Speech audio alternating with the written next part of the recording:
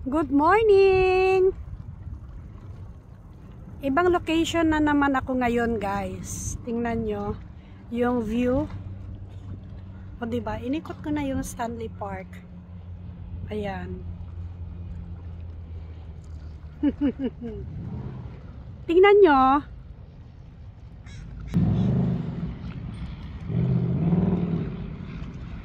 Ayan ang view ngayon ng parang ang ano nito, yung dulo nito is Canada, parang Canada Place na eh. Ayan, iba na naman ang location na to, guys. Ayan oh. Parang yung nakikita nyo yung puti na yon sa dulo. Sa Canada Place ata yan. Ang ganda, diba? Dito kami last Christmas. Nandito kami last Christmas, nagpalipad kami dito ng drone. Ayan.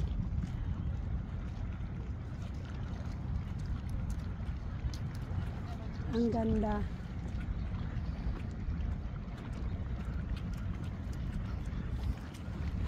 Ganda ng ano talaga, oh. Ang tataas ng mga building. Ayan, oh. Maraming nagja-jogging, nagbabike. Ayan. Ito, dyan kami nagpalipad oh, ng drone. Diyan. Tapos, ayun. Ayan, nagpark ako dyan. Tapos, iikotin ko pa to.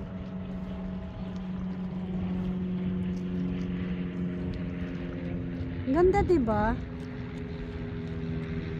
O, nakita nyo na yung ano, yung isang location, pero hindi ko alam anong tawag talaga sa area na to, pero ang alam ko sakop din ito ng Stanley Park.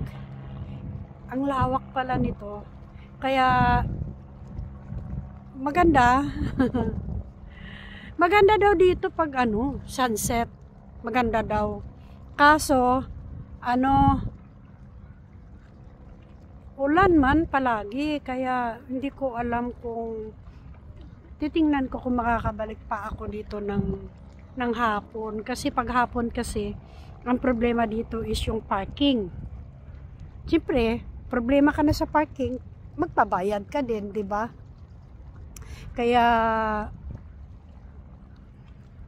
tingnan natin kung makakabalik.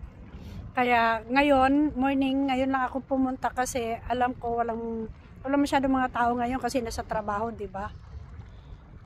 Ganda oh, di ba?